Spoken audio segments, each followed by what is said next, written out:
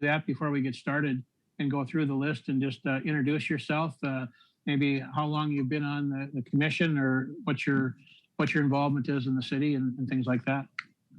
So we start with Andy.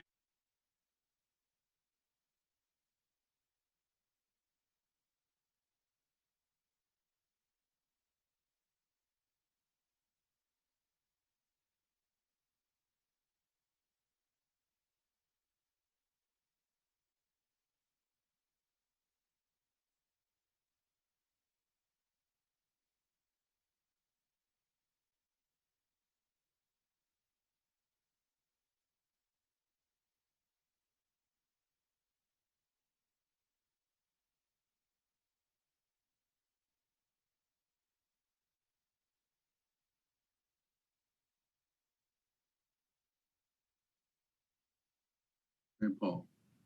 Oh, Archie's a member of the EDA. Board for maybe less than a year. Okay. Thank you, Archie. Kevin Fuller. I'm the owner of Reflex Medical, and I was asked to be on the economics committee, and I'm vice chair now. I got promoted to that fairly quickly, and I'm getting my feet on the ground here, and hopefully I can contribute some positive things for the downtown area. Great, thanks, Kevin. Elaine, our planning commission chair. Elaine, you want to introduce yourself? Elaine is paused. It's like she's frozen. Yeah. Oh, yes. Sitting very still. Oh, we'll have to come back to Elaine. Lisa, Richie. Hello, as Scott mentioned, my name is Lisa Ritchie. I am the new administrative assistant with Community Services. I've been with the organization for about a month now. Seems like a lot longer, but I'm happy to come on board and do know quite a few of you already from the different meetings that we have, but I look forward to working with everybody as time goes on here. Great, thank you, Lisa. Rick Geldman. I'm Rick Geldman. I've been on the planning commission for, I think, about 7 years, 8 years, somewhere around there. And I've enjoyed it. It's nice to, see what's going on in the city and contribute a little bit in terms of, ideas and thoughts about how the city develops. Excited about the most recent developments that have occurred and that are occurring.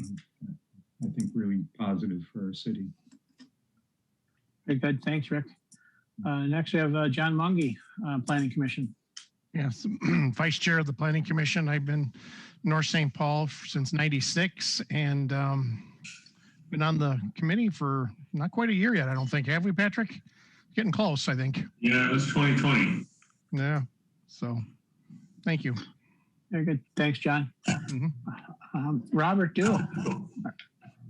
Robert Dew. I'm the chair of the EDA. I've been on the EDA since its inception and its predecessor. I don't know exactly how long, over a decade. But let's see, my connection in North St. Paul. I own the Kendall's building on the corner of 7th and Charles, and just been involved with numerous things in the city over the last, probably 15 to 18 years, I guess. So. Good. Thanks, Robert. Al Worm. Yeah, I've been living in North St. Paul for about since '72. I retired from 3M 20 years ago. My claim to famous is I'm the husband of the toy lady. We love Norma. Thanks, Al. Patrick Blease. Hey, I'm also an architect like Andrew, and I have lived in North St. Paul, actually 2 long stints of living in North St. Paul, totaling to 46 years. So been around for a long time. I love to see transformations going on recently, and And with John Monge, I've been involved in the Planning Commission for about, well, less than a year, but was on the Design and Historic Review Commission prior to that. Very good. Thanks, Patrick. Eric Swaber. Hello, I'm Eric Swaber. I'm a planning consultant from the firm of WSB. Been a planner for about 21 years. Worked for WSB for about the last 6 and have been on board here in North St. Paul for about three months. Great. Thanks, Eric. Eric Brenna. Good evening. I'm Eric Brenna. I'm a civil engineer by trade. I work for the MnDOT Bridge Office. I've been on the Planning Commission for 2 months as well, so fairly new. I live with my family on First Avenue, kind of tucked between 7th and South Avenue. So nice little house, and we kind of thought it'd be nice to take part in the community and see what I can do to help. So I'm happy to be here too. Great. Thank you, Eric. Councilmember Wong. Good evening, everyone. My name is Lisa Wong. I am the newbie on the council. Started in January and been in North St. Paul about 5 years and the council liaison for the Planning Commission. Great. Thanks, Lisa. Tom Shiskey. Yeah, can you hear me? Yes. Yeah, we Oh, can. good. Then this is my first Zoom here with you guys. Been around North St. Paul my whole life. Business owner in North St. Paul for over 60 years. Been on the EDA for 3 or 4 years. So trying to help wherever I can. Great. Thank you, Tom. Elaine Barton, our Planning Commission Chair.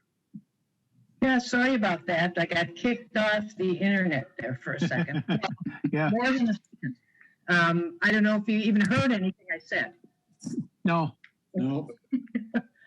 Yeah, Elaine Barton. I'm on the Planning Commission. Been on it, I don't know, somewhere between 12 and 14 years. I can't exactly recall. I'm also retired. Formerly worked at AT&T. Great. Thanks, Elaine. I think that's everybody other than our control room who's monitoring our broadcast here. But so that's everybody. Unless there's anything else, we can. Mayor, did you have something? Yeah, we're missing Don Jensen, who's on the EDA. He is in California right now. And he apologizes for not being at the meeting tonight. We also have Council Member Thorson, who's part of the EDA, and he is also not here tonight. But I would like to thank everybody for all you do. It's great to hear, people who've been on the commission and EDA for many years, and I'd love to hear the ones that just start up too. So, the newbies. The newbies are the ones that learn from the old guys here, the old people, and we hope that everything that we're doing today keeps moving ahead. So thank you all for everything that you do. Terry? Yep. I prefer the term experience rather than hope. I agree with you, Elaine. Seasoned? Seasoned, there we go. Experienced. Right.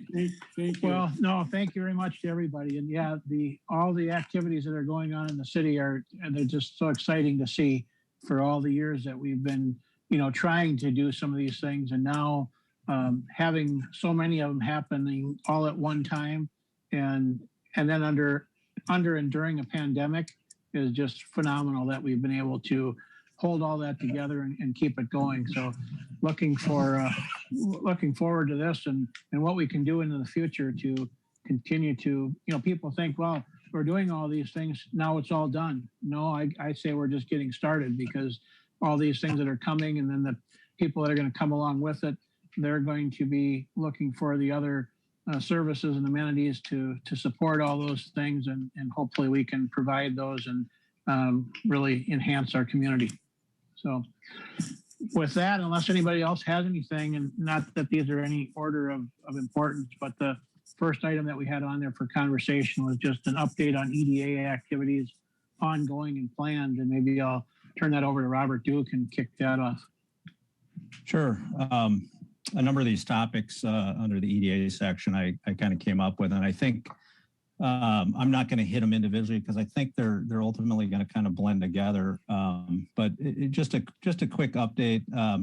We all see the development and are aware of the developments that are going on 7th over on the old Anchor Block site, the recently completed senior facility down at Commerce Park.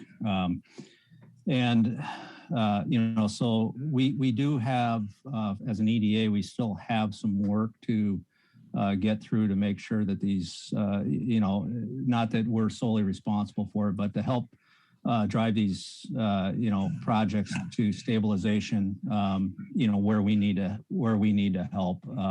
Maybe one of the best examples of that is the partitioned retail/restaurant space in the new building on 7th. Developers having some challenges finding an operator and stuff like that. And so as an EDA, we're going to, do what we can and what's appropriate and, to help make sure that, these projects stabilize and become good developments for the city. The M&I homes, it doesn't seem like they need any help. They just keep charging more and people keep buying. So that's good. And we have, if you're not aware, you guys should be aware. You approved it. The Trident apartment building that's going in just south of the M&I complex, and I think Quick Start is getting ready to start just south of that as well. So, and a storage facility is coming along. Those are the big ticket items. Beyond that, the ongoing stuff and what we'll be looking at is, we still have a number of infill properties. The site between Sidewinders and the tattoo parlor, I guess we'll call it, the old medical center site, and a few other spots over in Commerce Park, as well as some stuff across the highway over the old ground round and things like that. So there's still a number of sites that we're actively working on, and we'll be doing our best to find the right use and the right folks to do something there. One of the things that I think is kind of vitally important that I hope we think of and can try to get to a shared understanding and vision, if you will, is with everything going on, we, as most of you that have been around the town and involved in the various the various groups, agencies, or authorities, commissions, et cetera, or even just been a resident here. One of the things we've fought for years is this whole chicken and the egg. Should we get a coffee shop in here and a restaurant in here and then all the people will come, or should we, is it get the people first and then get the other stuff? Right now where we find ourselves in what I think should be considered an enviable position with all of the residents in the kind of immediate proximity to downtown, the new residents coming on. I would suspect by the end of 2022, most of that will be pretty stable. And when I say stable, I mean full, or at capacity or near capacity. And that's puts a lot of people in our downtown area. And, those folks, from my perspective on the EDA, whether they're, I would say in this case, in the analogy, they're the chicken. So we have the chicken now. And how do we keep those people engaged and in the downtown and taking advantage of what the city as a whole has to offer? Not necessarily just the downtown, but we if we have a choice, we want them to utilize, of course, our services, our retail and restaurants as much as we can, as opposed to leaving our community and going elsewhere to do that. And so I think we really need to pay attention. I don't know that we could sit in one session and come out of there and say, okay, when this is all done, this is what it's going to look like, and these are going to be the new demands that we have. But we've got enough smart people and on these commissions and folks that have been around enough that we do need to start anticipating what are those demands going to be, and what is the shape of the town going to look like as this stuff stabilizes. What is the demographic going to look like, and what do we need to be thinking about in our various capacities as to the things that we should be doing, with the opportunities that arise within the city. And I think that is probably, I'll say, decidedly different than maybe what the comp plan contemplated in some cases. Here not too long ago, the EDA issued their annual report to the council. And one of the things that came up during drafting of that report and then presentation of that report was what is called the redevelopment master plan, which the EDA signed off on, the council signed off on, and the planning commission signed off on a number of years ago. And, that was created, at least from my perspective, and I think it says so in there, is that it was created as a living document, something that gets a lot more micro than the comp plan does. And that's a document that I was surprised when when I brought it forth and said, we have this document that we should be paying attention to. What I heard was, prominent people in positions in the city, I haven't looked at that plan in 5 years or 6 years or since it was published, which really got me thinking about, and then there were some other things that occurred, and which really got me thinking about, are we collectively in our roles, are we aligned with what, where we're going as a city? And I think that if we're not, this group right here in particular, council, planning, and EDA, we're not going to agree on everything. And I think we all understand that, but we should at least try to gain some general alignment on, where we're headed, what we want to see, what's important from the varied perspectives of the constituents and the commissions, et cetera. So that when we're doing our individual efforts, we can all keep in mind, whatever that aligned vision is. And in my message to the council, I really think that is something that at some level needs to be council driven. I'm not saying council has to do the work. I think the commissions and the authorities do the work, but and I do think that I'm going to suggest that redevelopment master plan is a very good place to start, because that's very close to, that document I think was finalized in 14 or 15. But if you go back and look at it, it's not terribly far from where we sit today. And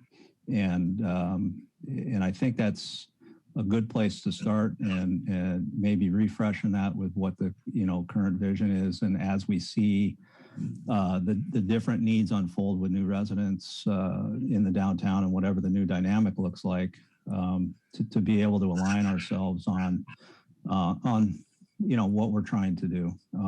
So I've kind of dumped a lot right there, but that's one of the things that I do think we hope to focus on here throughout the next year at least. And some of it we'd like to, I think, try to get to sooner rather than later. There's a couple other, I'm going to throw out a couple other items real quick and then I'll be quiet. But, a couple other things that, big issues that are out there, big issues in my mind anyways. There's we have the community center that has been, I'll just say, in flux for a lot of years, hasn't been used. It's been used at mostly a private facility. I think that's something that we need to move forward in the queue to think about what needs to be done with that. At varying points over the last decade, it's been, unanimous consensus that we got to sell it and get rid of it, get it back, get that property back on the tax rolls because it wasn't getting used. We didn't have a use for it. I kind of sense now that this is my personal feeling that it's almost come back full circle. Now that we have all these residents, is there a public, need and use for that facility now? And should we revisit the city's position on that and what that should be and what we want to do with it? So just some, I guess, some things to think about. I kind of dumped a lot there, but I'll kind of stop there, I guess, maybe, and hand it off. I'm sorry. One last thing.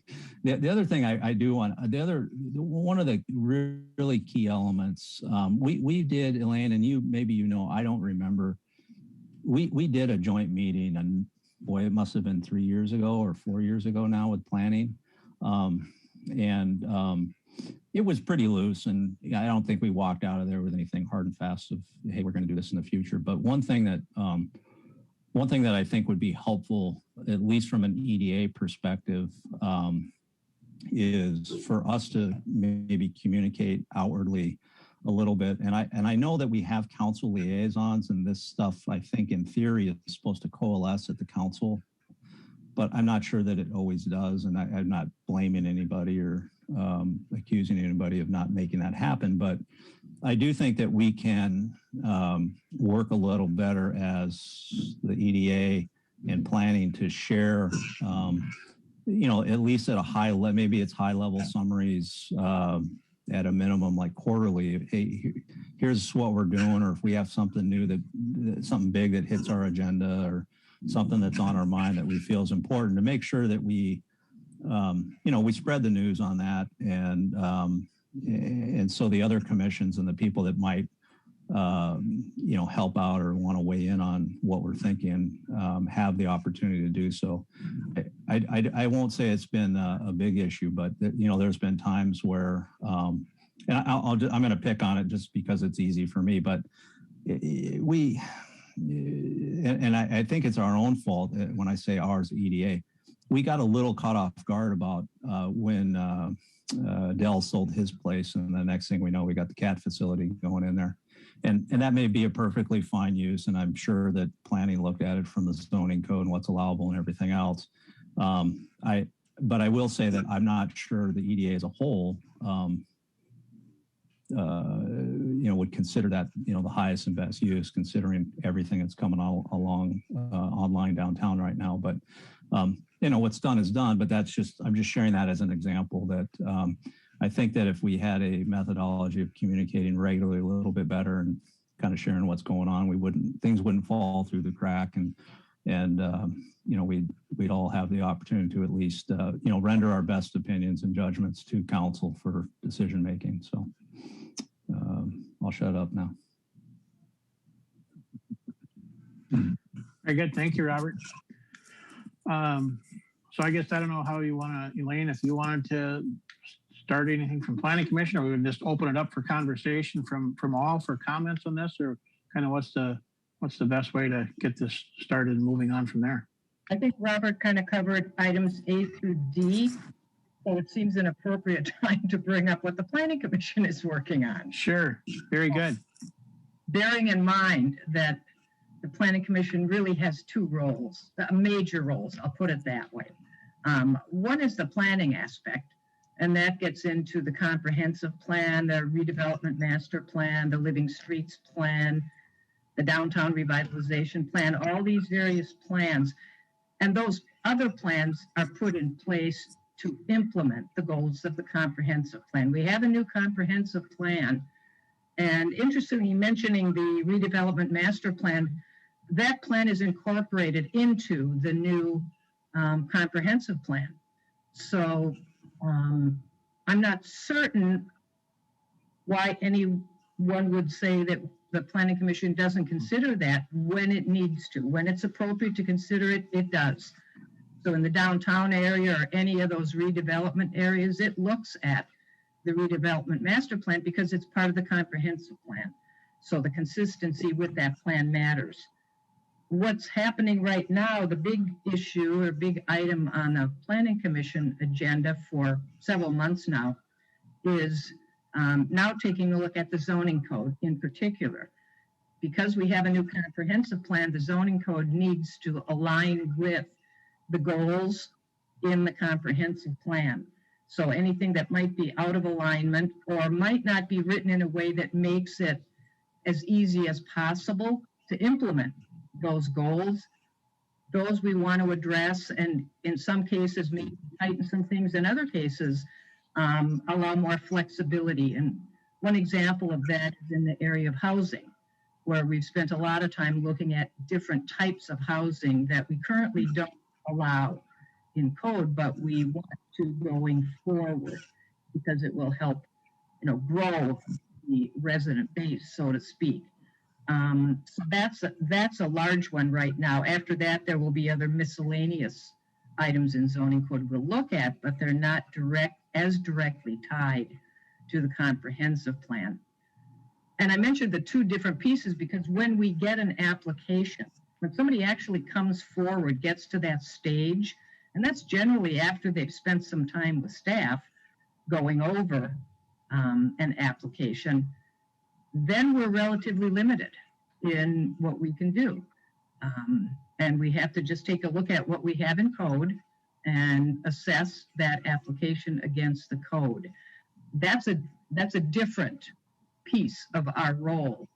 So from a planning perspective, our focus really is big picture. And I agree, it's good to keep in touch with one another because from the Planning Commission perspective, we have gotten applications that we have found have been in the works for quite some time and we had no clue that anything was going on, and particularly when they are not as popular as we might hope with the public. That actually puts the Planning Commission in a very difficult position because we're not certain of all the background, yet some of the residents who come and speak to us are quite certain they know what's been happening. So I do think that coordination matters. So going forward, if we can find a way to do that, that'd be great. Now, back to the redevelopment master plan, I don't think it's a bad idea. There's still some areas of that haven't been completed. Some properties that are still on the table, so to speak. So I don't think it hurts to take a look at that and tweak it based upon what's been done. However, any massive changes to it would potentially involve an amendment to the comprehensive plan, which we wouldn't necessarily want to have to go through. That's a lengthy process. So that's really more an overview. I think it is good that we both know what one another is doing. There's no question about that. So I just kind of want to give a general overview of the Planning Commission role in the planning aspect of it versus the actual recommendation to the council to approve or deny any particular permit. Yeah, Elaine, I appreciate that. I didn't, and my comments about, I'm glad to hear that the redevelopment master plan is being, has been utilized by planning and particularly in the updated comp plan. And my comments on that were, quite frankly, were from a council member that said, well, we don't ever look at that. And that kind of shocked me, that wasn't, that we had dispensed with a document that at the time we all put a lot of work into and obviously a lot of expense too. So watched a planning commission meeting, certain ones of them, you will hear sometimes that all of the plans that the council has adopted are of concern to the planning commission, and we reference them, including probably more often than any has been the Living Streets plan, as Terry can probably attest to that. Right. Yes. When it comes to sidewalks and pedestrian and so forth.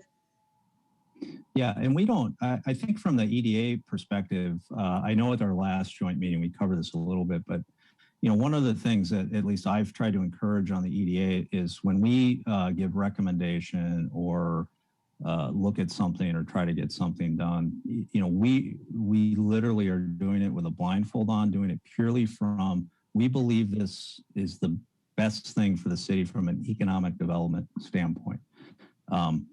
If, you know, and we do it without regard to the zoning code and what does planning commission think and what does council think. I mean, we try to give the best recommendation, and the chips fall where they fall. If you recall, a number of years ago, we had this issue with the street level housing on 7th, which is kind of going in now, right? And we had to fight through that. And so, I mean, that's how that's the perspective I think we try to take. And I feel like that's staying in our lane, but, you know, giving the best advice, and this is what it should be. And if somebody says, well, that doesn't work because the code doesn't allow it or this or that, and then we can decide, okay, is it important enough? And if so, how do we get around it? How do we figure it out, right? I mean, because there's usually a process for that. I was wondering, I was just going to ask, and maybe for the group, from watching the, you know, figuring out and learning what the new dynamic in the city is, do we think we have enough flexibility or at least a process in place that if the demand is that we have to do X, Y, or Z on this parcel because that demand is there, the market wants it, we need it to keep the residents, you know, in our city as opposed to them leaving our city to get those services. Do we feel that we're on good ground in that regard as things might change, you know, with all of the new residents and what's happening in town? Or I'm not entirely. Do you have an example? Maybe. I mean, for the most part, when it gets to a parcel specific, we have, you know, a list of uses, so to speak. It's called the use table in zoning code that allows, you know, they're kind of grouped together based upon the zoning district. So it's not like this particular business versus that one. It's retail, it's service, it's larger categories because we can't predict what type of business might arise. You know, there's always new types of businesses coming forward, and we don't want to be so specific that we just eliminate something that had never occurred to us might come forward. And also right. To make it a little easier for an applicant so they don't have to go through the process of saying, well, now I need you to add this particular use so that I can, you know, get this permit, because that's an additional cost, both in time and money to the applicant. So I'm maybe not quite understanding your. Well, as an example, so and part of my ignorance on this, I mean, the zoning code, at least at one point, you know, the primary strip down 7th was classed as I think it was called the diversified district. Is that still the case, or what's it called now? No, that's gone. Okay, yeah. That's been gone for some time. Okay, and I think that's good, but where I'm getting to is, you know, and I think the issue I'm trying to avoid is, I mean, let's just say you had, let's say this, the site here between, you know, to the east of Sidewinders, you know, that I think it's owned by the city, and hopefully we would, all of the commissions and council and everybody would be well informed that somebody is trying to do something there. But I mean, let's just as an example, let's say it was a privately owned parcel, the parcel conveyed, somebody showed up at staff and ultimately to planning with a plan that is perfectly suitable under the code. And they're going to put, you know, a cat toy store in, and the entire city and the dynamic of the city is demanding food service or something like that. And the EDA is working hard on trying to fill that void. But we don't communicate that to anybody. You know, we're doing that in our own bubble. And all of a sudden, boom, cat toy stores approved. I'm not picking on cats, by the way. I'm just, you know, that's what I'm trying to avoid, is getting us to a spot that we, again, this kind of aligned vision and understanding of what the needs are. And I think that we may not, you know, we could sit down and try to hammer it out right now, but we may not know what those needs are until these projects start to stabilize, and leaving room for some of what I think we could probably anticipate those needs might be. So, Could I say something here? please do. Yeah. It seems like, there's this balance with, how do we allow for the marketplace to operate freely and at the same time, restrict the kind of development that occurs. And when we do restrict types of development, I think what we're trying to do is very broad stroke, look at, of course, safety and issues like that. But at the same time, be flexible enough to allow a variety of market-driven types of activities. So I think the role of EDA is so important in terms of being able to help, kind of communicate that information about, somebody that's developing a property or looking to develop it. How does that fit into the overall plan, or how, what the needs are and the input that comes from you folks. That's just so important, I think. But I think our role is kind of more set beforehand, in terms of trying to be flexible with the marketplace, but at the same time be consistent and fair in the way we enforce or interpret the zoning code and so on. Elaine, do you want to add anything? Well, I think it gets at the balance between what are reasonable uses, let's maybe put it that way, that are compatible with one another, and the right of people to build on their property. It's essentially no different than at a residential level, where we have restrictions, but we can't make them so unreasonable that it's not possible for someone to use the property the way they want to. So that's why the uses are as broad as they are, because if you look at a use like retail or service, it encompasses all types of retail. For example, your cat toy store. It's a retail outfit. What would make it less desirable? In other words, why would that be significantly less desirable than some other type of retail is what we would end up struggling with. So I'm not saying it's something not to think through. I just think it has a lot of implications that something you do need to think seriously about, because particularly when it's yes, somebody raised their hand there. I didn't mean to interrupt, but I think you make a very good point that there's only a certain amount of, shall we say, control that the Planning Commission can have. If it's a permitted use, it's very difficult, and it may not fit perfectly from the standpoint of what even EDA would perceive as an ideal use. We can't necessarily disallow it. So we are less, I think, Robert, you made a very good point in that you said that you guys, that being the EDA, approaches opportunities with blinders on. I think that's a great analogy, and I think it's exactly where the EDA should be. You should not be focused on the restrictions of the planning, what Planning Commission needs to do. You guys should be the broadest reaching from the standpoint of looking at every opportunity that looks good. That looks like it could be good for the city, and I appreciate the fact that is your focus, because I really think that's where EDA needs to be. So I'm encouraged when you say that.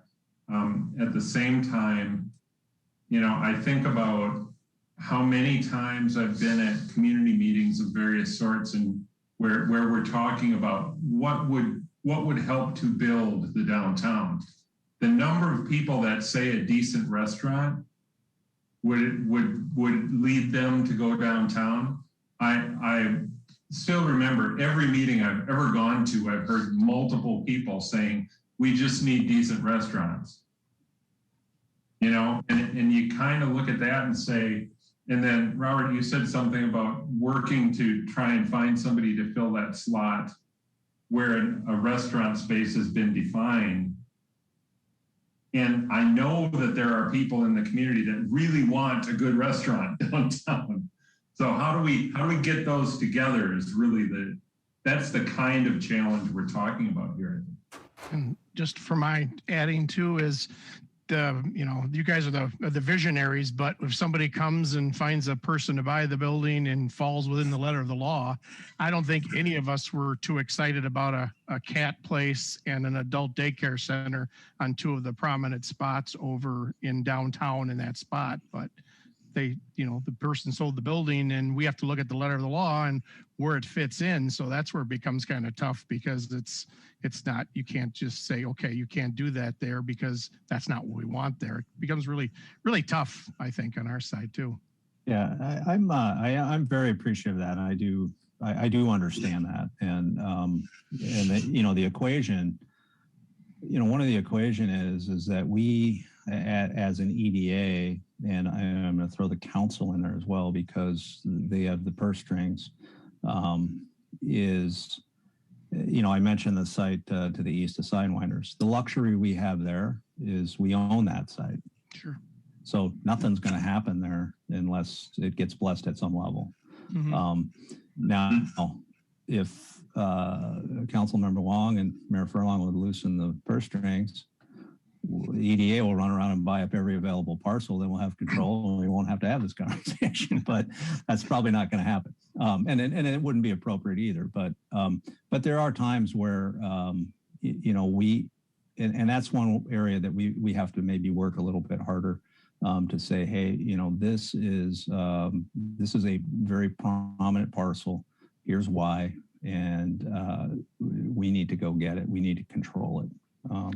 Question, did the guy who owned that building that sold it to the cats, did he approach the city saying I was interested in selling, or did that not happen at all? Not formally, not that I'm aware It of. was on the market for some time, quite some time. Oh, was it? Okay. Yeah. Yeah, and I think where we got a little caught off guard was, and that piece by itself wasn't super meaningful per se, Sure. but then when the corner went right away and that transaction went pretty quick, I think that was an unfortunate loss for us as a city. But that's going to happen too, and the market's going to do what it's going to do,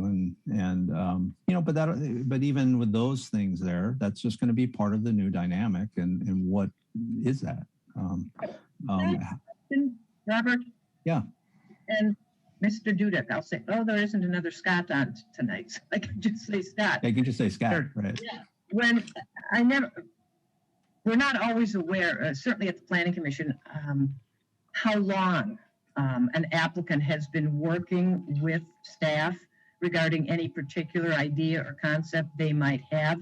So during that process, is it really a goal of the staff to run things by potentially the EDA if they're in an area that we're focused on for redevelopment, or does it just pretty much go through staff, get the permit thing, and then send it to the Planning Commission? Because see, I'm wondering if part of this is really just a process issue, or could be addressed partially by having a process that we follow in certain circumstances, not necessarily every permit request, but ones where there are, areas that we're really focused on developing in a particular manner.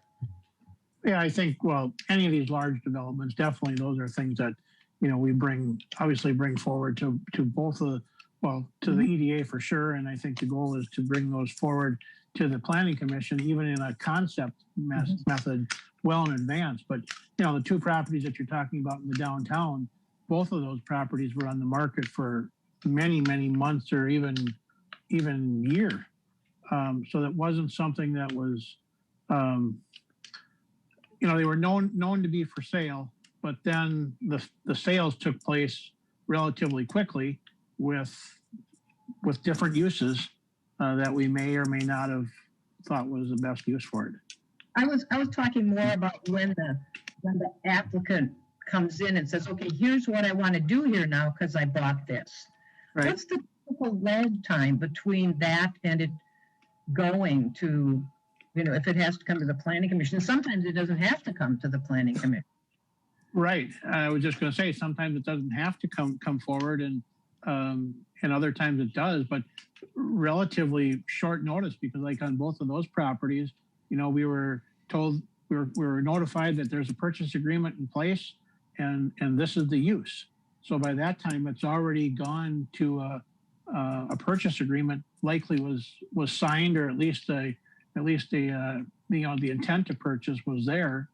And then they come forward with their use to go through the process. Because I think they potentially maybe look on their own to see, does this fit within the zoning? So they're not coming to us. In most cases, they're not coming to us and asking first. It's after the fact. Yeah. Yeah.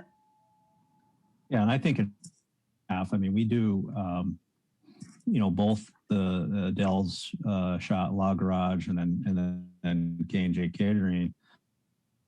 The fact that both of those were available, I'll say hit our table at one point in time.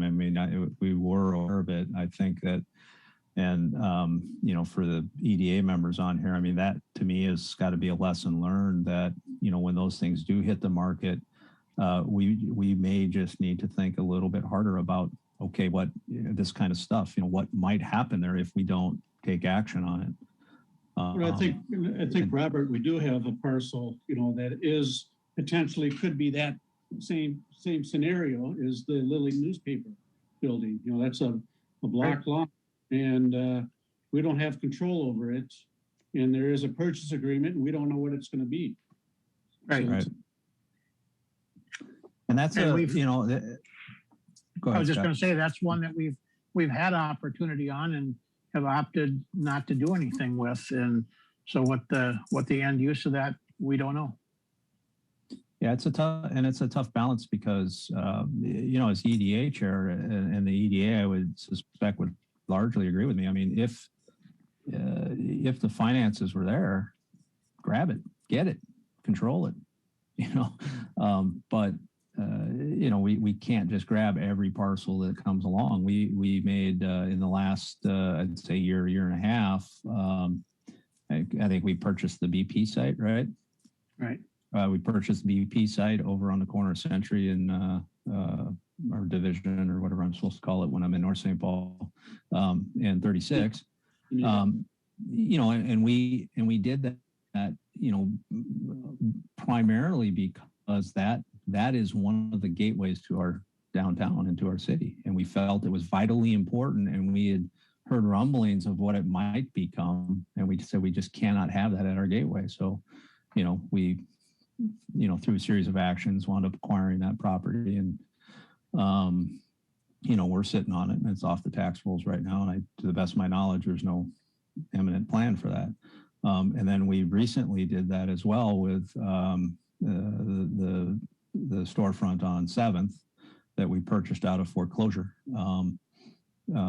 for much the same reason. It's not a gateway property, but we believe it will be a critical property in what happens downtown and connecting people primarily to the large public parking in the back there. So, so we have done it at times, but the combined value of both of those was probably half of what they were asking for had been asking for the Lilly building anyway. So,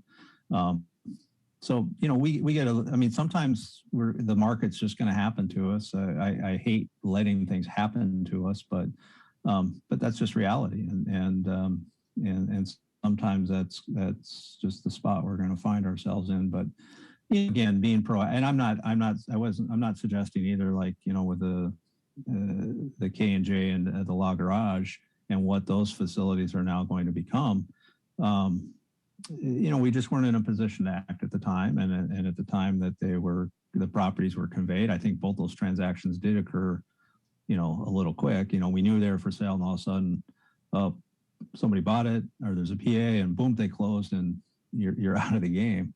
And that's going to happen too, and we'll have to live with the consequences, good, bad, or otherwise. So, at any rate, I think that we just want to again be very thoughtful about the forthcoming needs, because I think that may drive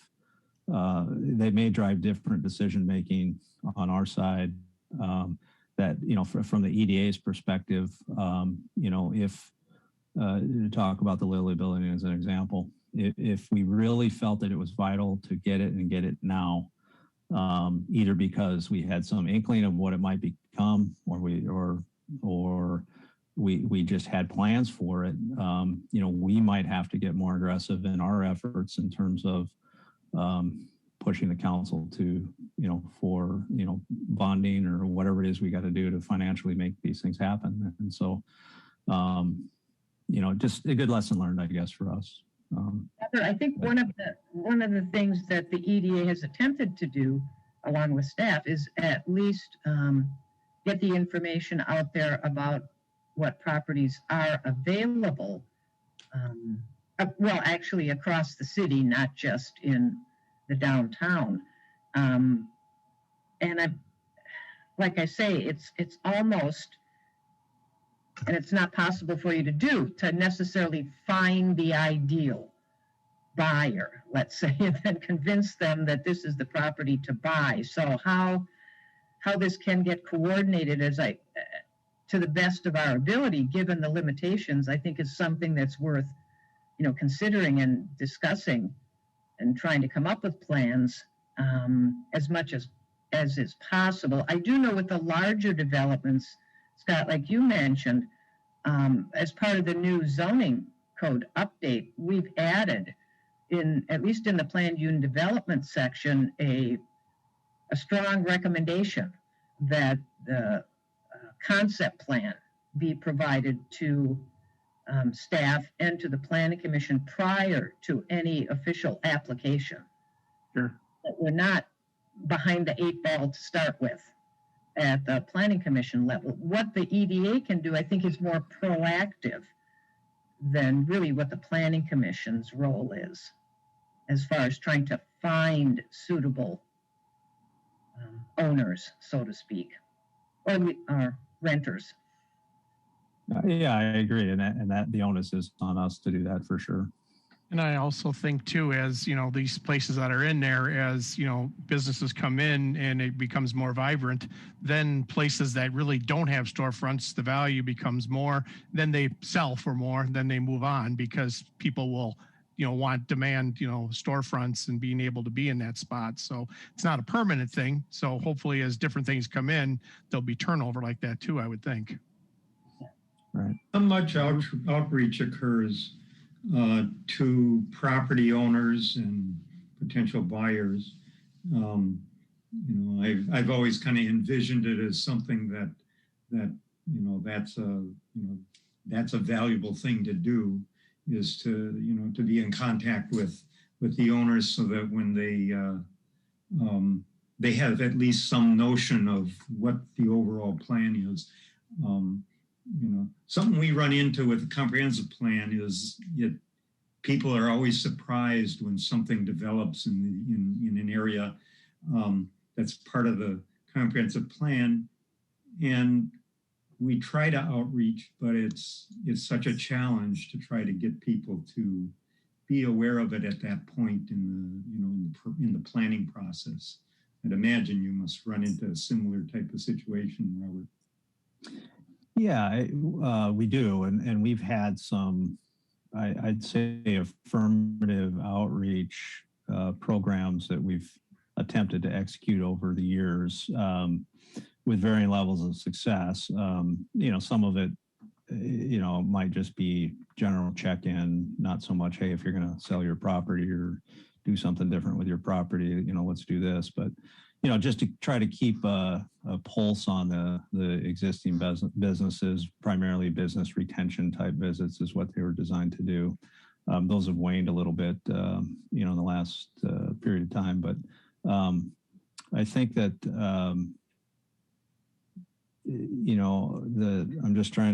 I'm thinking about these. One of the challenges that I think we have as an EDA is, it's just really coming to mind. There's been periods of time over the last decade where we've had fairly active staff members that serve the EDA almost exclusively at times, and we don't have that presently. And there's a lot of I think we all know, if we spend any time with Scott Dudek, he's got so much piled on his shoulders. It's difficult to maybe do some of that proactive work that we need to do. And so that could be something that, for the other EDA members on here that we need to think about is, we do have budget, and we should maybe think about hiring somebody that is more fully dedicated, no offense, Lisa, but more fully dedicated to, being proactive and doing those types of activities for the EDA. And that way it's not, we come in for our meeting once a month and, oh, by the way, this building's for sale. Do we want to do anything in it? We really don't have any background. We haven't given any thought about what it could be or should be. And before we have any time to do anything with it, something else has happened with it. So I know that's just a thought I'm sharing out loud so that we can catch it in a future EDA discussion. Well, let me speak up for Lisa here. Lisa Ritchie, we have two Lisas on, but she also supports other commissions too. So right, Lisa, I think she has all the time in the world. Scott is probably busier because I believe he works at least 22 hours a day. Yeah, is my guess. I think it's no secret that we are all doing more with fewer people across the city, and we're certainly doing as much as we can. There hasn't been a 40-hour week for me yet, and that's fine. I knew that coming into it, but yes, I just wish there were more hours in the day or more money in the budget, because there's so much we could do. We really could if we had the staff to do it. Just with seeking grants, doing background research on different projects that are coming up, just a lot of administrative work. I know, and I'm kind of going off on a tangent here, but I know with Public Works, they used to have, 14 employees, now they have 9. And we're definitely doing everything we can. So we're, plugging away. No, my comments were not suggesting that the people on the team are not in any way, shape, or form. It's just again, over the last decade, there were a couple of periods of time where we had a dedicated staff resource for the EDA, and during those times, I found that we were pretty productive in a number of areas. You mentioned grants as a good example. I think it was Nate Ehalt, if I remember right, for a period of time. A large chunk of his time was dedicated to EDA and EDA type efforts. I think he did some other things as well, but a large chunk of his time. And boy, that kid wrote grants, night and day, and he brought a lot of money into the city over a period of a couple of years. And to have that kind of resource would be great. Let me ask a question regarding the communication piece and staff. I've heard, the OpenGov platform, and I can't remember the exact name of the, feature that goes along with it, but it has something to do with Open Clerk or something. Civic. We've got Civic Rec and we've got Civic Clerk. And the Civic Clerk is going to be for agendas. That's primarily an agenda tool. Okay, just an agenda tool, because I was wondering if that's another way to make information more readily available among commissions. It definitely is. It will. It definitely will do that also. Okay.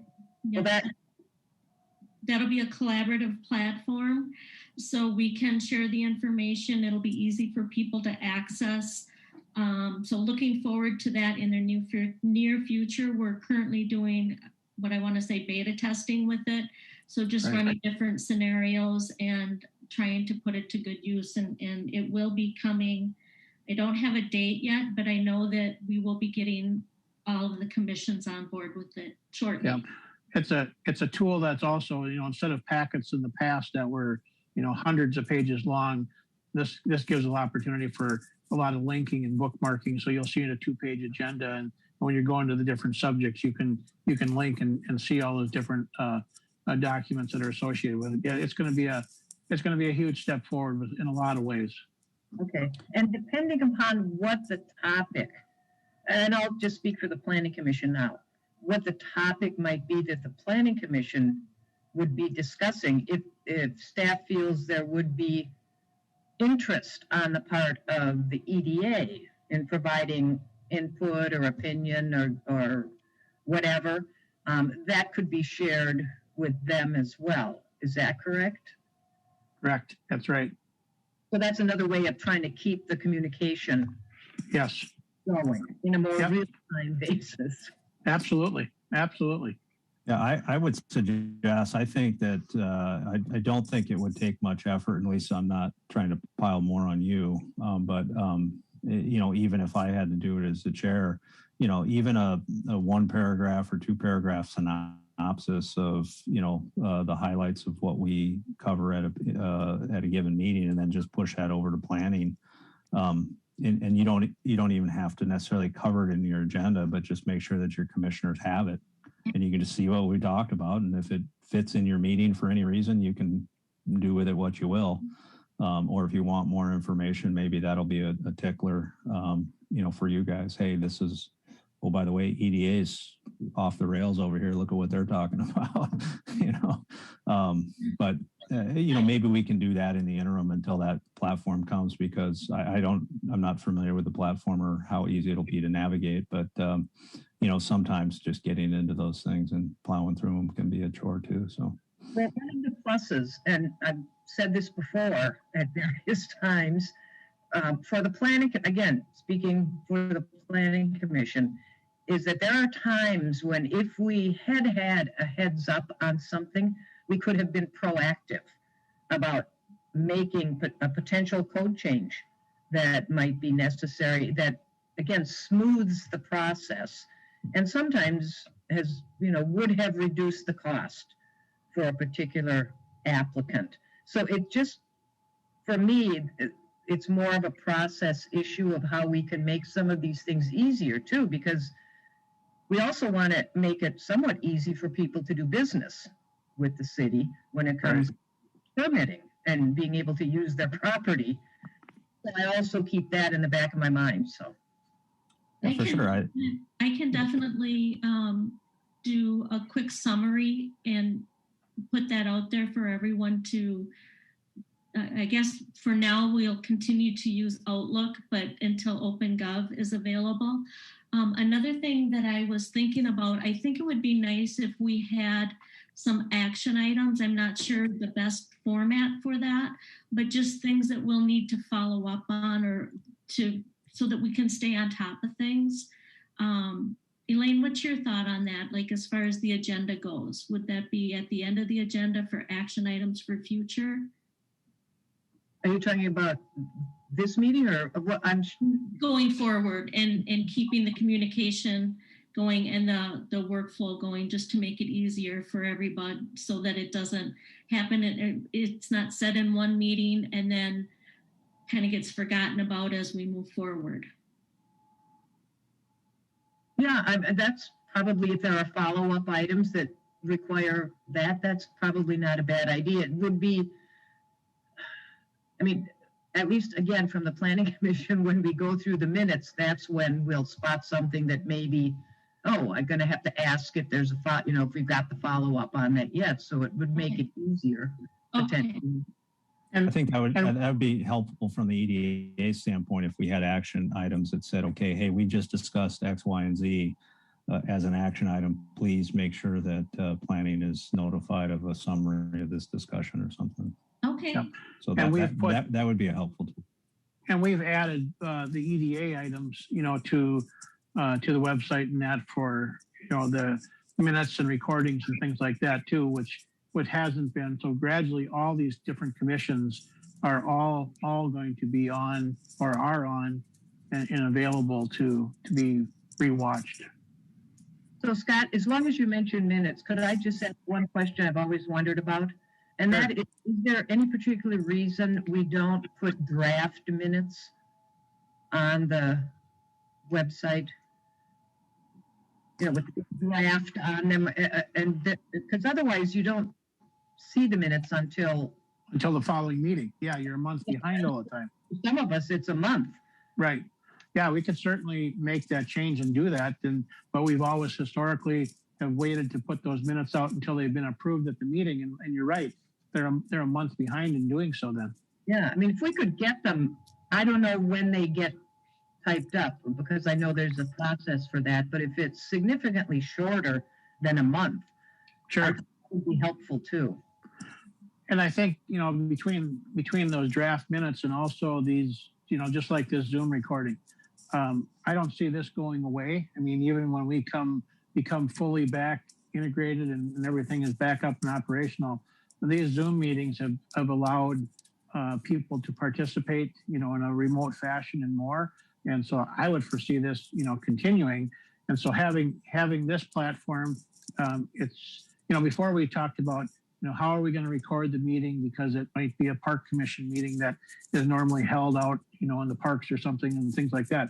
Well, now because of this, the recordings are happening in all the different meetings. And so to put those out, we've put them on our YouTube channel and all types of different platforms to be able to make the information available. So I think it's just enhancing all of these. And then with these other platforms that we're bringing in, the Civic Rec and Clerk and all the different online platforms is just going to continue to enhance those. Okay, like I say, it's just I've always wondered about it because I thought even for me getting the minutes a month afterward to review before the planning commission, it's like right. I remember this. Scott, as long as we're talking about this, is there any possibility that we could have, I forget who we contract with, help out with the meeting minutes? Because right now with what I've got going on, I'm still trying to get the meeting minutes finished from our Parks and Rec.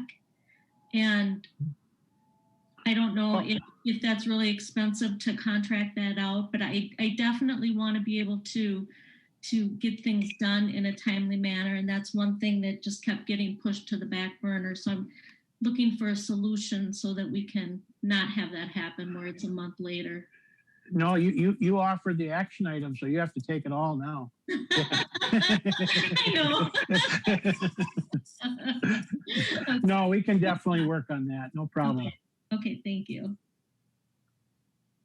Hey, Robert, is there anything that the EDA has put together that would be analogous to like a comp plan where, somebody like myself that, is new to a lot of this that I could, read to sort of get up to speed on on where your thoughts are, about various parts of town, and is it all collected somewhere in some form?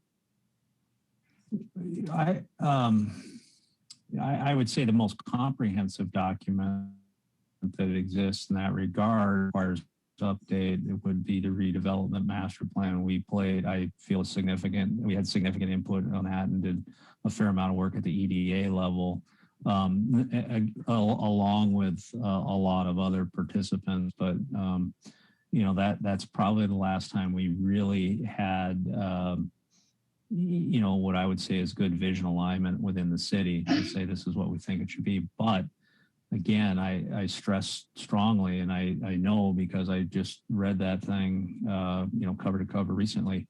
Again, when it was published, this is a living document and requires that we revisit it collectively to see if it still makes sense. And to Elaine's point, I do understand, particularly if there's reliance upon that in formulation of the comp plan. I get that, understand it. And I wouldn't suspect that there's a lot of wholesale changes that I would see to that, but there are some, some things, even just recognizing what has happened on some of the parcels that were undeveloped at the time, the anchor block parcel as an example. We know what's there now. how does that impact the other things that we talked about or thought about or proposed at the time? We should update that plan because that, from my perspective, is something we should look at. Beyond that, I think that we did publish, and it is in the council record, but we can certainly get an emailed copy to you. The annual report from the EDA. Some of that is a fair amount of that is backward looking. Hey, here's what we did. That's me going to the council hat in hand and saying, please fund us next year.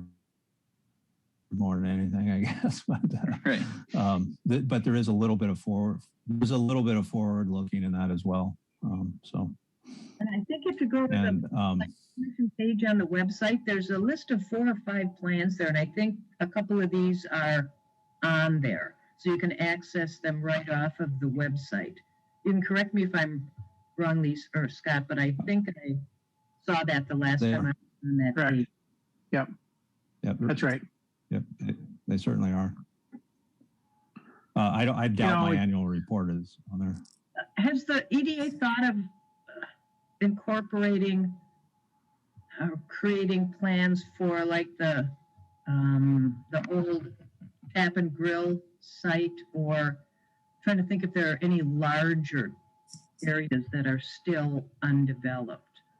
Or we have a little bit. I'll kind of tell you how some of that unfolds is. So let's use that site as an example.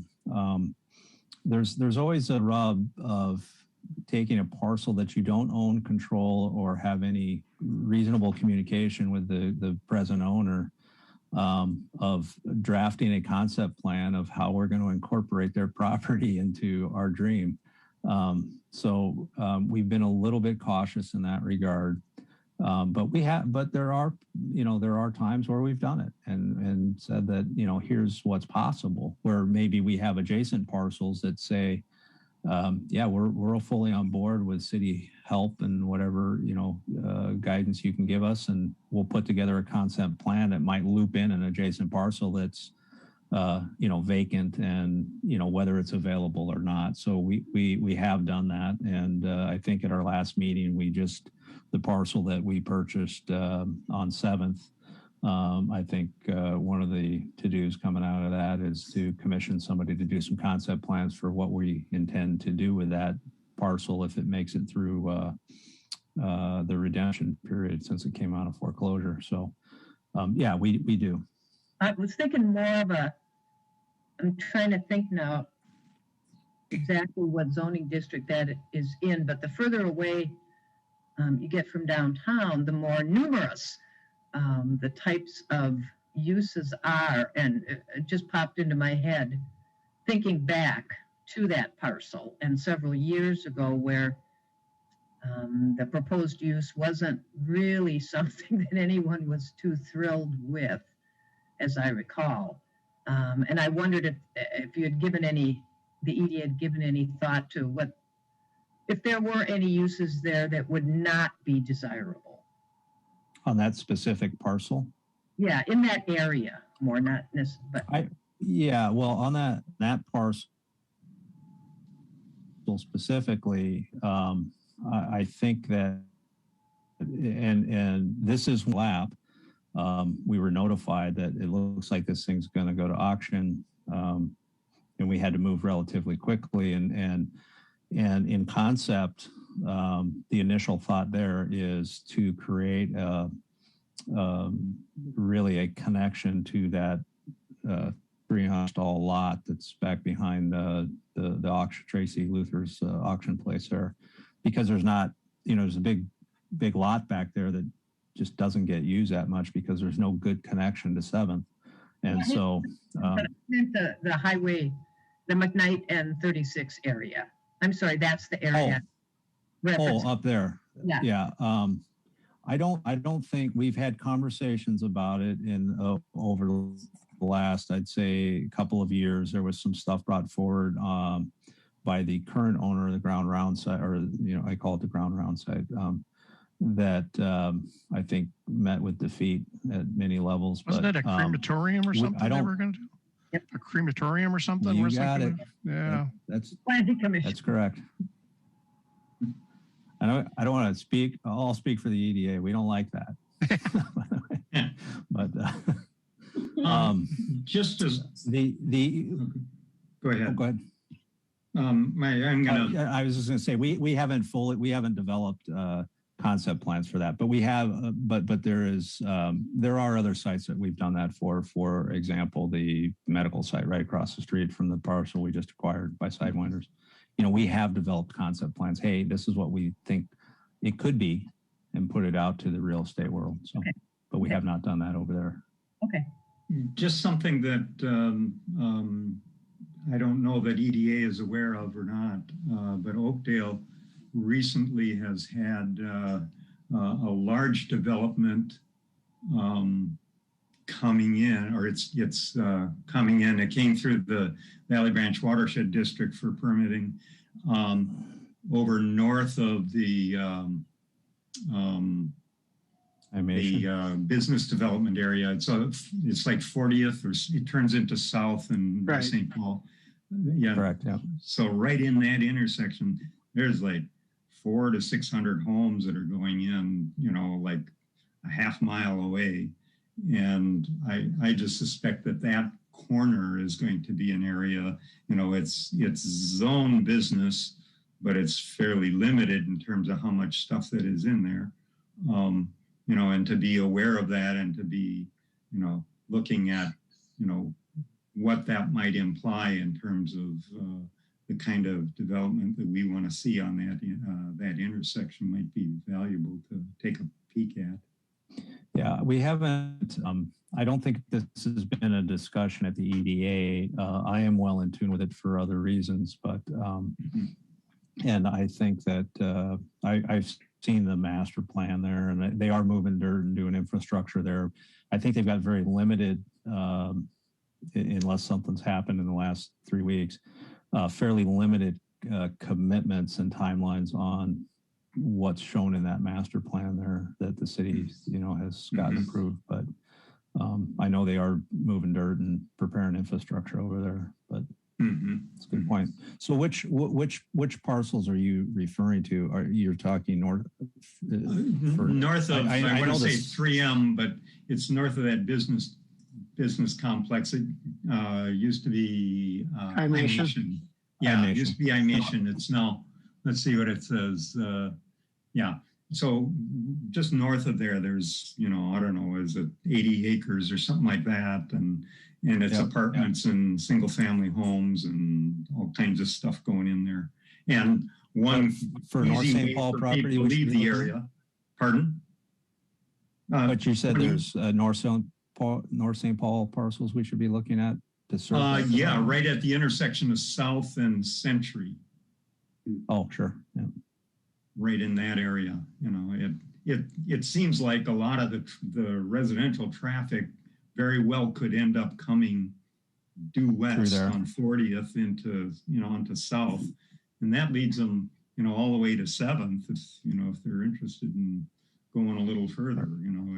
It seems like an opportunity to make it right. That's a good point. That pine tree is not going to, the Pine Tree Center or whatever it's called, is not going to be the greatest first view of our city. Maybe I'll go to the council, get some money. We'll buy it and tear it down. I love the fact that I'm being recorded too. Somebody will hear about that, I'm sure.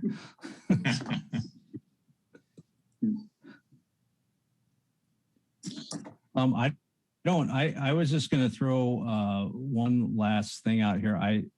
Looking at the clock here, and I've talked a lot, and I certainly want to give other EDA members opportunity to talk too. But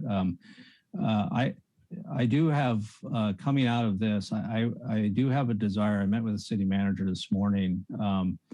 I would like, even if it's just a work session, and I know we got a lot of rules in terms of disclosure and public meetings and stuff, but even if it's just a work session, I would like to see a collaborative group that involves some folks from the council, the EDA, and ideally the right people, a couple people from planning, to take a look at that redevelopment master plan and try to make a decision. Do we need to do anything with it, or do we just need to recognize and remind ourselves that it's there and make sure that we're looking at it? I think that would be a worthwhile exercise that wouldn't take very long. I'd ask that we try to find a way to do that, or maybe we just do it separately and provide comments. But we could probably get through it a lot quicker if we had a select group from each committee and council. And then the other thing is, I do think that I know at the council level, it's going to, I know it's hit their table and it's probably going to come back to their table before too long and be an issue. And I think as the EDA chair, I want to suggest that we should at least, I'm not necessarily drive it, but I want to make sure that we render an opinion about what we think should happen, and that is with the community center. I think that the council in particular needs to think about, formulating whatever we would appropriately call it, a study group, a subcommittee, whatever you want, about what should the city do with that facility. And again, that involves what's the new dynamic with everything coming online, what's possible, and so that collectively we can provide the council with some good information and opine from our different perspectives about what we should do with that building. Because quite frankly, if it goes down a path where we sell it and it goes away, we will never get it back. And I think that would be a bad thing. And I think planning would be a key, partner in taking a look at that alongside the EDA. So, Scott, I don't know what we do with that, if we put that as to do, or if I have to push that through. Well, we're working from a staff standpoint. We're working on a lot of things with that right now, and closed session meetings with council as we're working with that. But yeah, ultimately that's going to be coming to look at a decision for that. So certainly any additional input that can be used to help make that decision. But we're working on gathering a lot of information right now for that purpose. Is there anything in there right now? Yeah, there's a volleyball group in there. So we're doing a lease on the building to the volleyball group, and then the Ramsey County Library branch is in the building, and they're under lease with us until 2030. So we've got the library in the building for sure for that period of time. And so looking at that, looking at an expanded use of the library and some other uses with some civic groups, whether that be, the food shelf, the toy shelf, the library expansion. The school district had expressed some interest in a teen study center in conjunction with the library. So that's a potential use of the building for true community use throughout the area and being supported by those different groups. And that's one of the things that we've said with this. If whatever happens, it can't be something, or it needs to be something that can be supported by the groups, as the city can't on its own, fund and support that. But all those groups would have to collectively pay for their portion of it. Or the other is a long-term lease with the current tenant that's in there, and or sale is another one. So there's probably three or four different courses of action that could come out of that. Yeah, and I think that again, this study group or subcommittee, whatever it's appropriately called, one of the reasons I appreciate, Elaine, the planning commission, and that you guys are calling balls and strikes on the code and what have you. But one of the reasons I think it would be very helpful to have some folks from planning on there is that you guys have a ton of institutional knowledge, both on the city and how it is and how it's transformed and over the years, and probably can help anticipate, beyond just being able to weigh in from, code perspective. So it's more getting the smart folks in your group to be part of that. And from an EDA perspective, I frankly think that's a big part of our job. Our job is to let the city council know that, hey, this is what we think as an EDA, how X, Y, or Z will impact the community. If you sell it, if you don't sell it, if you lease it, if you status quo it. I think that's part of what we should be doing as the EDA, is advising the council. And again, nothing against what the work that staff's doing, but there's a lot of experience on the EDA as well that I think would be good for council to hear and at least weigh those opinions when they make a final decision on the disposition of that building. Well, let me just make one comment. From a planning commission perspective, what you're talking about is part of the planning process, not the balls and strikes process, which is the permit review. So from a planning perspective, taking a re-look at the redevelopment master plan, that was part of the role the commission played in the first place. So there's certainly no harm there. As far as the community center, there is one wrinkle, and that has to do with if the choice is to sell it, it's public property, that is supposed to be reviewed by the planning commission prior to council action for consistency with the comprehensive plan. And the redevelopment master plan, I'd have to look back, but I do believe that encompasses the community center area. Let's put it that way. It's not It just. does. It goes beyond 7th to Sepulveda and so forth. The other thing with the redevelopment master plan is even a basic question about there was also a vision for Sepulveda becoming more of a boulevard type thing, pedestrian friendly, bike friendly, and now that it's two-way, whether that can happen or not is problematic. So the timing would not be a bad idea to take a relook at, does it still match any longer with what has already occurred. But the community center, I think, is a bigger issue because so far as I know, to this date, there has been no community input from residents. And that's what the comprehensive plan reflects, is community input. There was a lot of input gotten during the time that plan was developed. So I think something needs to at least be made public about what these options are before you hear after the fact. That would be good news. What I just heard is you can't sell it, Scott, until Elaine says so. No. No, I'm just giving you a hard time.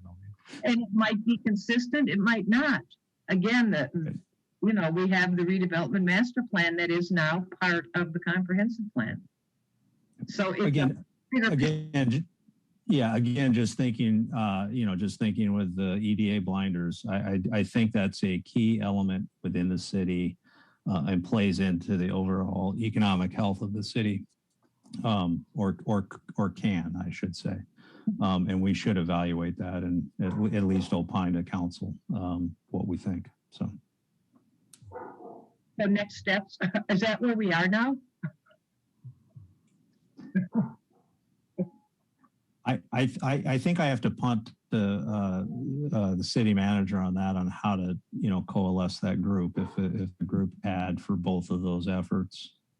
Well, I'm certainly open and would love to hear any input from any of the groups and all that's possible, because I agree. I think it's a long-term asset of the city that's it was built as a community asset and would really be concerned about disposing of it, especially at this stage of our redevelopment and community, because a small downtown area that we have, once that piece of property is gone, we're never going to replace it in and around that area. And not only from the building standpoint, but it has a significant amount of property with parking. And when that building's sold and that potentially becomes private parking, that's just going to further our problem within the downtown from that aspect. So there's a lot of concerns to sell the building versus maintaining the building in some form, or at least controlling the building, whether that's a long-term lease or something, or some type of community use that would enhance our community. So Scott, offline, we can figure out next steps on both, revisiting the redevelopment master plan and the community center effort. Does Sure. that work? Yep, that's fine. Okay, so maybe, okay.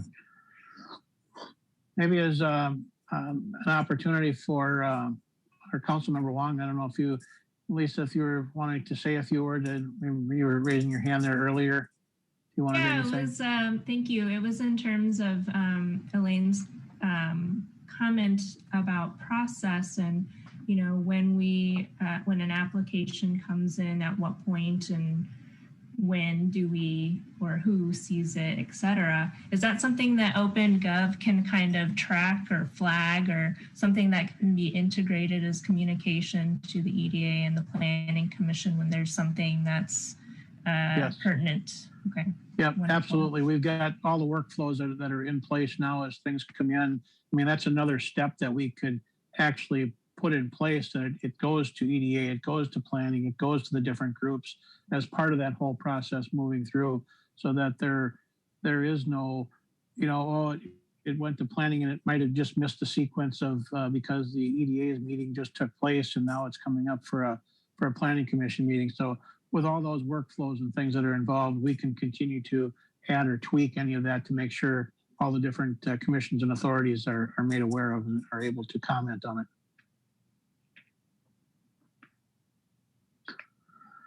That's a huge goal that we've been kind of working towards the last couple of years is communication. And I think we're getting closer and closer to that. Right. So, maybe Eric Schweber, do you have any comments with all this? I know you've been a lot of history of planning, and any comments you can share with us?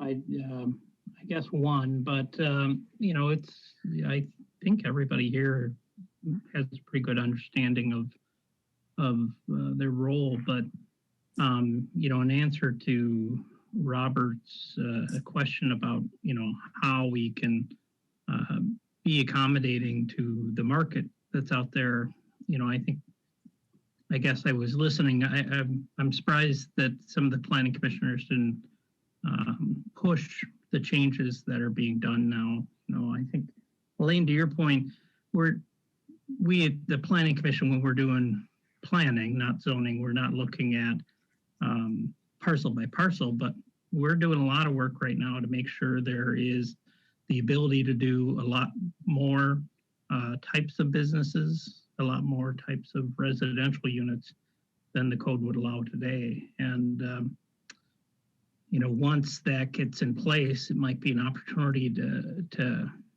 continue this conversation with the EDA of now that, you know, we've had discussions on implementing the comp plan through the zoning ordinance, how the EDA can really assist us through actual development based on that. But I think the other thing I guess I would add is with, you know, Lisa's comment earlier, locating grant funding or assistance from other agencies could really be helpful on both groups to get that done. And between Lisa going last week to the Met Council grants and realizing that those are becoming more suburban friendly, if not suburban focused, and I know Scott and I had some conversations with the Ramsey County and what they're looking at doing on more of an economic development front. If we can build some partnerships with other agencies or other sources that are available, I think we can really stretch some of these development dollars instead of depending only on North St. Paul residents to get these activities to happen. So put all the pieces together in a short order when those opportunities become available. That's really what we're looking at setting up. Very good. Thanks, Eric.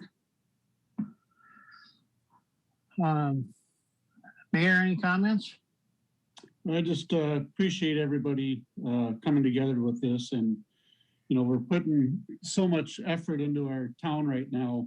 You know, something we haven't seen in the history of our community. Right. You know, close to $100 million of projects going in. So, like Robert has said in the EDA, you know, we can be a little more selective in who's coming into the city. You know, where before, you know, we had empty properties for 15 years, 16 years, and now we're going to have, you know, a complete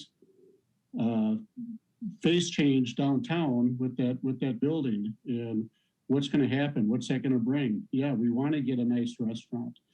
To Patrick's point, you know, every time you go to a get together, whatever, it's always we want a nice restaurant. We need a restaurant, you know, in our community. We had one years ago, you know, the old Ground Round, which is no longer there, and you know that spot is sitting empty now. And to Elaine's point, you know, what do we need to really focus on that area? You know, if it's going to be a restaurant or something that's desirable for that area. But I just want to say thank you to everybody, Councilmember Wong, for also being part of the Planning Commission now, being a newbie, and I'll just say that, Elaine. I won't say the other word, but but I do respect everyone's institutional knowledge, everything that you guys do. And I think we're heading in the right direction. And I think everybody, as we move forward, it's going to be a change for our town, which I think is going to be very positive. So look, thank you for everybody for what you do. Yeah, thank you, Mayor. One, I wanted to give an opportunity for Kevin Fuller. Maybe Kevin, if you've got any thought. Kevin was, you know, when Kevin came to town and moved his business here and built the building and expanded that.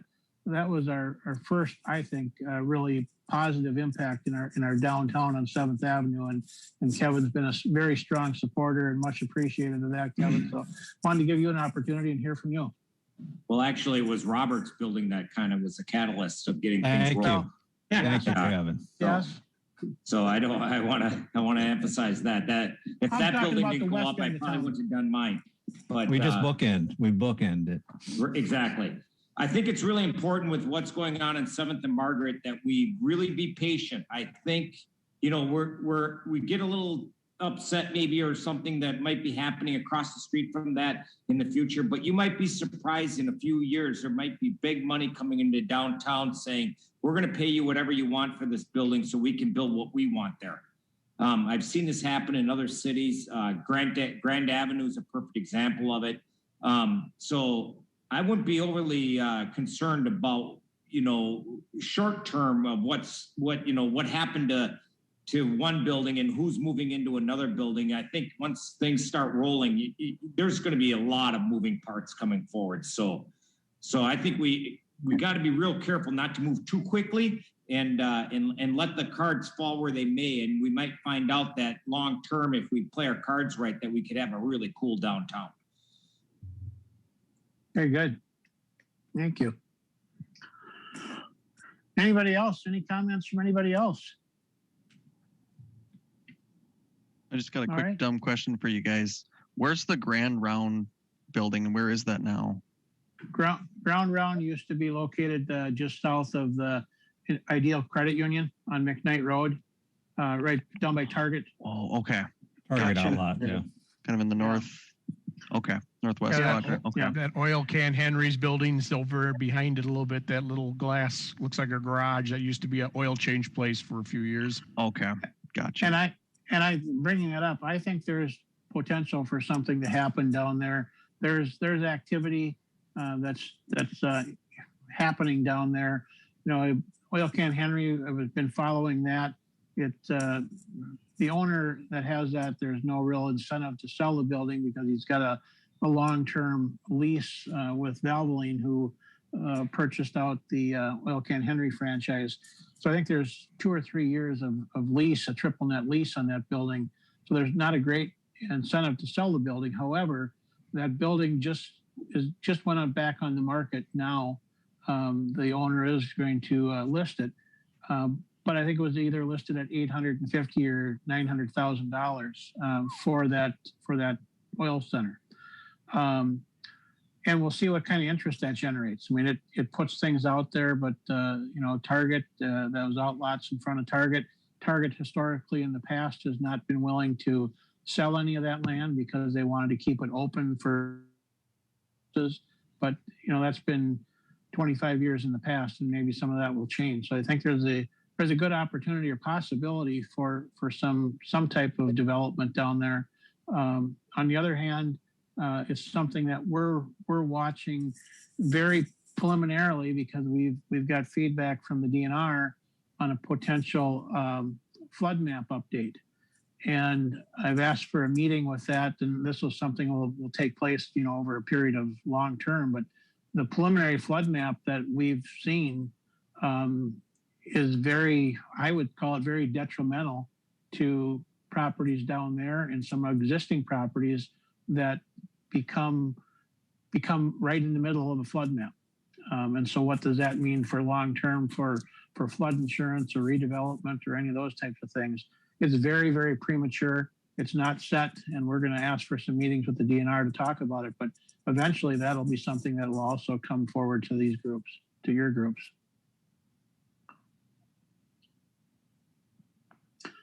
So with that, we've got a lot of, as Lisa mentioned, there's a lot of irons in the fire, and happy to keep them all moving because it's exciting times with this. But I appreciate everybody's work, and unless anybody else has anything else, we'll adjourn the meeting if that's okay with everyone.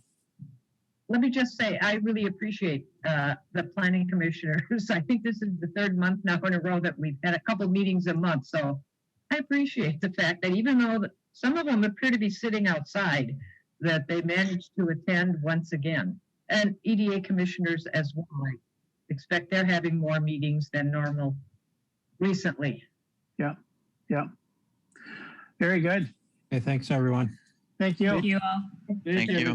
Appreciate it. Thanks, Phil. Kevin, you need a light in the back. You can't see anymore. That's my design.